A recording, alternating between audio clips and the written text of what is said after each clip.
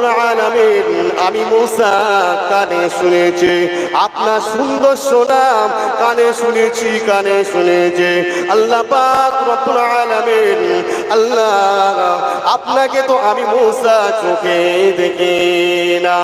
আমার আল্লাহ পাক রব্বুল আলামিন কিছুই বলছে না।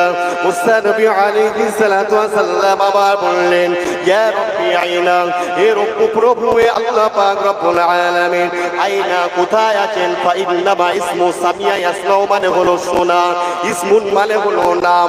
বলছি আল্লাহ আপনার নাম আমি কানে শুনেছি কিন্তু চোখে দেখি না। আল্লাহ পাক রব্বুল আলামিন বলছে, ওরে মুসা রে শুনে রেখে দাও, জেনে রেখে দাও, ইন্নী জালিসুনা হিনা যাকারনি, আমার বান্দা বান্দি গুলো যখন জিকির করে আজকার করে আমি আল্লাহ পাক রব্বুল আলামিন ওই জিকির আজকারের মাধ্যমে থেকে থাকি। আরো জোরে বলুন, ওয়াইজা তানি আসমাউ, এখানে এসে সামিয়া ইয়াসমাউ মানে হলো শোনা, দাও বলছে দোয়া। আল্লাহ পাক রব্বুল আলামিন বলছে বান্দা বান্দি গুলো যখন ওয়াইজা তানি আসমাউ, আমি আল্লাহ পাক রব্বুল আলামিন যখন দোয়া চায়, হাত উঠিয়ে দোয়া চায়, আমি আল্লাহ পাক রব্বুল আলামিন এই দোয়াগুলো নিজে শুনতে পাই।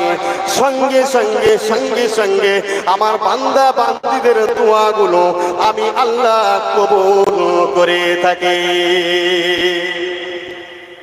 তাহলে আল্লাহ পাক কোথায় আছে? জিকির আজকারের মাধ্যমে আছে। আল্লাহ পাক রব্বুল আলামিন আমরা যখন দোয়া করি এই দোয়াগুলো কবুল করে থাকি। আপনি সফারার ভিতরে সূরা মাঈদা ৭ পারার ভিতরে চলে যান, ইন্নী মাআকুম লাইন আকামতুমুস সালাতা ওয়া আতাইতুমুজ যাকাত। সূরা মাঈদার ভিতরে আমার আল্লাহ পাক রব্বুল আলামিন বলছে যে বান্দা বান্দীগুলো যখন নামাজ আদায় করে, সালাত মানে হলো নামাজ, ইন্নী মাআকুম লাইন আকামতুমুস সালাতা ওয়া আতাইতুমুজ যাকাত, যখন নামাজ পড়ে যাকাত দেয় আমি আল্লাহ পাক রব্বুল আলামিন ওই নামাজগুলো কবুল করে থাকে। আমি আল্লাহ পাক রব্বুল আলামিন ওই যাকাতগুলো কবুল করে থাকে। আমি আল্লাহ পাক রব্বুল আলামিন বান্দা বান্দি যাকাত দেয় না, নামাজ আদায় করে, তখনই আসমানে ঝোলাঝুলি করে। যখনই যাকাত দিয়ে দেয় আমি আল্লাহ পাক রব্বুল আলামিন মালাইকা ফেরেশতা দ্বারা ওই নেকিগুলো ইবাদতগুলো আমার কাছে পৌঁছে দিয়ে এসে আমি আল্লাহ কবুল করে থাকি। আরো জোরে বলুন সুবহানাল্লাহ।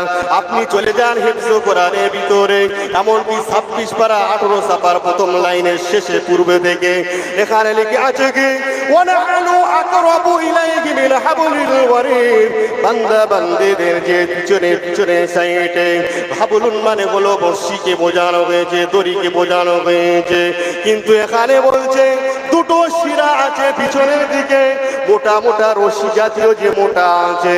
ওয়ানাহানু আকরাবু ইলাইহি মিন হাবলিল ওয়ারিদ, আল্লাহ পাক রব্বুল আলামিন বলছে যে আমার বান্দা বান্দীদের ঘাড়ে নিচে যে দুটো মোটা মোটা শিরা আছে, রশি জাতীয় শিরা আছে, ওই শিরারও নিকটতম আমি আল্লাহ থেকে থাকি। আরো জোরে বলো সুবহানাল্লাহ। হে মুসলমানেরা, আল্লাহ পাক রব্বুল আলামিন আমাদের নামাজের ভিতরে আছে, জিকিরের ভিতরে আছে, দোয়াগুলো কবুল করে থাকে। আমার আল্লাহ পাক রব্বুল আলামিন ঘাড়েরও নিকটতম আছে। বলুন আমাদের কি আর কোনো সন্দেহ আছে? বলছি আমরা কথা বলবো, সাহাবারা বলছি ইয়া রাসূলুল্লাহ আমরা কথা বলবো। আপনি তো কথা বলেছেন, আমরা কথা বলি না। আপনি তো দেখা করেছেন, আমরা তো দেখা করি না। ইয়া রাসূলুল্লাহ, হে ইয়া হাবিবাল্লাহ, হুজুর আমাদেরকে একটু ইচ্ছা হয় না আমরা আল্লাহর সঙ্গে দেখা করবো, দেখা করবো, কথা বলবো, আল্লাহ পাক রব্বুল আলামিনের সঙ্গে কথোপকথন করব।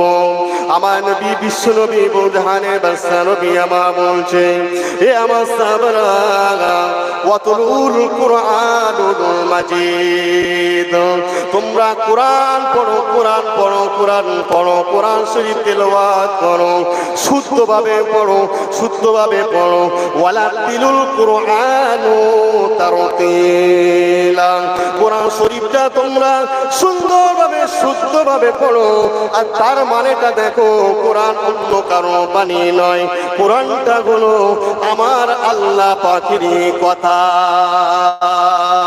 এ আমার সাহাবারা, কোরআন শরীফটা তেলাওয়াত করলে আমার আল্লাহর সঙ্গে তোমাদের অটোমেটিক্যালি কথা হয়ে যাবে।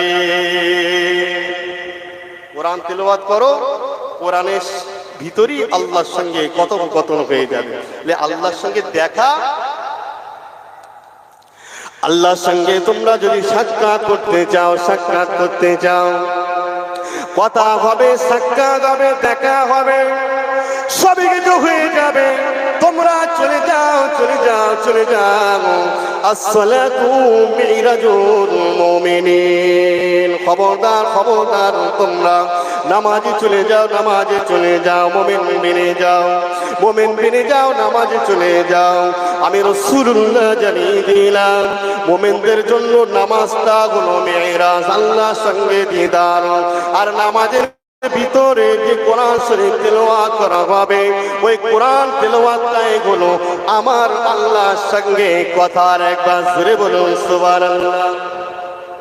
তাহলে নামাজ পড়লে আল্লাহর সঙ্গে সাক্ষাৎ, কোরআন পড়লে আল্লাহ পাকের সঙ্গে কথা। তাহলে এই যে দুটো জিনিস সুন্দর এসেছে, তবে বলছে মুমিন বেনে যাও। আসসালাতু মিরাজুল মুমিনিন, মুমিনদের জন্য হলো মিরাজ নামাজ। কিন্তু আমরা তো মুসলমানের ঘরে জন্মগ্রহণ করেছি, আমরা নামে মুসলমান। ঈমান আলা আর বেঈমান, ঈমান নেই, ঈমান আলা, মুমিন, মুসলমান, এ সব অনেক কিছু ব্যাপার আছে, উসুলের শাস্তি কায়েদার ব্যাপার আছে, এর ভিতরে ডিপলি ডিপলি ব্যাপার আছে। তাহলে মুমিন ব্যক্তি এক রকমের আলাদা আছে, মুসলমান ব্যক্তি এক রকমের আলাদা, নামাজি ব্যক্তি এক রকমের আলাদা, যারা ইবাদত করে তারা এক রকমের ব্যক্তি। অনেক কিছু ব্যাপার আছে, যারা ইবাদত করে অনেক ব্যাপার আছে। এই মুমিন মুসলমান দুটো আলাদা, নবী রাসূল দুটো আলাদা। শুধু আমরা চেষ্টা করি না, চেষ্টা করলে ইনশাআল্লাহ আমরা সবই কিছু পেয়ে যাব। ওরে মুসলমানেরা, আগে আমাদের মুসলমান ঘরে এসেছি যখন, ঈমানটা আনতে হবে। আমরা ঈমানটা আনা বাদ দিয়ে যে অবস্থা আছে ওই অবস্থায় দুনিয়া করে যায়। আমরা ঈমানটা আনা বাদ দিয়ে যে অবস্থা আছে ওই অবস্থায় বড় মুসল্লি সেজে যায়।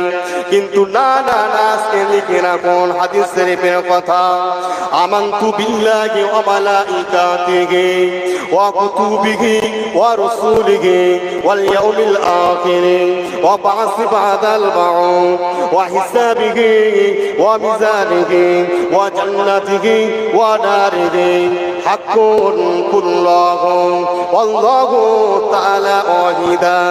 এই 12টা জিনিস কমপক্ষে তাকে মানতে হবে।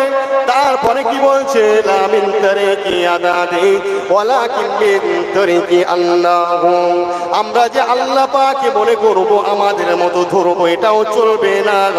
অন্য কোনো সংখ্যার দিক থেকে ধরবো, এটাও চলবে না। তবে আগে আমাদেরকে মুমিন, এমনকি মুসলমান পরিপূর্ণ হতে গেলে এইগুলো আমাদেরকে বিশ্বাস করতে হবে। তার ভিতরে সর্বপ্রথমে বলছে কে, আমানতু বিল্লাহি, ঈমান আনার শর্ত হলো আমি আল্লাহ আছে স্বীকার করে নিতে হবে। আমানতু বিল্লাহি মানে আমি ঈমান এনেছি আল্লাহ হইতে, ওয়া মালাইকা ও মানে হলো এবং মালাইকা মানে ফেরেশতা, ফেরেশতা আছে আমাকে মেনে নিতে হবে। ওয়া কুতুবিহি কিতাব আল্লাহ পাকের পাঠানো কোরআনকে মেনে নিতে হবে। ওয়া রাসূলিহি আল্লাহ পাকের পাঠানো নবীকে মেনে নিতে হবে। ওয়া হিসাবিহি হিসাব হবে অবশ্যই দাড়ি পাল্লায় মিজানে গিয়ে মিজান আছে দাড়ি পাল্লায় হিসাব করা হবে। বাস বাদাল মাউত মৃত্যুর পরে আমার আল্লাহ আবার জীবিত করবে, আবার জান দিয়ে তুলবে। এইবারে অন্য অন্য ইহুদি নাসারা খ্রিস্টান তারা তাদের মতন বলে যদি ভালো কাজ করে যায় সে আবার ফের অন্য জন্মাবে, অন্য হয়ে জন্মাবে, ওরা ওটা ধারণা করে। কিন্তু আমাদের কোরআন কি বলছে যে এই মাহশরের ময়দানে যখন হিসাব করা হবে ওয়াহিসাবিহি ওয়া মিজানিহি হিসাব করা হবে মিজানে দাঁড়ি পাল্লায়। ওয়া নারিহি নারুন মানে হলো জাহান্নামকে বোঝানো হয়েছে। ওয়া জান্নাতিহি মানে জান্নাতকে বোঝানো হয়েছে। আমাদের মেনে নিতে হবে জান্নাত আছে, আমাদের মেনে নিতে হবে জাহান্নাম আছে। আল্লাহ যেমন কাজ করব তেমন জায়গায় আমাদেরকে দিয়ে দেবে। তারপরে কি বলছে আল্লাহু তাআলা ওয়াহিদা অতএব আমার আল্লাহ আছে অবশ্যই মেনে নিলাম, কিন্তু ভাববে যে অনেক আছে, না না না, আল্লাহু তাআলা ওয়াহিদা আমার আল্লাহ হচ্ছেন এক ওয়াহিদীয় লা মিন তারিকি আদাদে কোন দিক থেকে ধরলে হবে না। এইগুলো যদি আমরা না বিশ্বাস করে নামাজ আপনার পড়ে, রোজা আপনার পড়ে, এমনকি ইবাদত আপনার পড়ে, তবে প্রথমে আমাদের এইগুলো আমাদেরকে বিশ্বাস করে নিতে হবে, মেনে নিতে হবে। তার নাম হলো ইমানদার, তার নাম হলো ঈমান এনেছে। যদি কেউ বলে নামাজ পড়ে কি হবে তার ঈমান চলে যাবে, কিন্তু সে নামাজ পড়লো না, কাবিরা গুনাহগার, টাইম পেল না, কাবিরা গুনাহ